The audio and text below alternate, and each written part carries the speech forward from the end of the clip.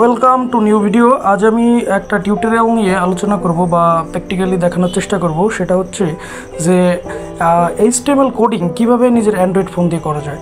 তো আমরা একটা এইচটিএমএল টেবিল শুরুতে দেখতে পারলাম।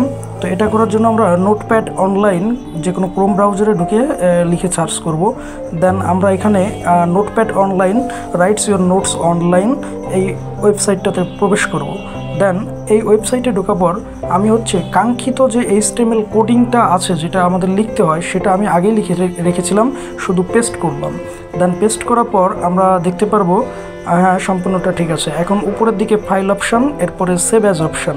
সেভ অ্যাজ অপশানে ফাইল নেম, এখানে এই যে এইচটিএমএল টেবিল এটা তোমাকে সেভ করতে হবে। যেমন আমি সেভ করেছি রেজাল্ট .html। অবশ্যই .htmlটা কিন্তু অবশ্যই অ্যাড করতে হবে, নাহলে কিন্তু ফাইলটা কার্যকর হবে না।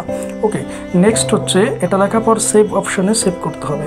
দেন few second wait and already download open অপশানে ক্লিক করার পর আমরা দেখতে পারবো আমাদের কাঙ্ক্ষিত HTML কোডিংটা বা HTML টেবিলটা, যেটার কোডিংটা আমরা লিখেছিলাম। ওকে, তো এভাবে আমরা চেষ্টা করব। ওকে, বাই।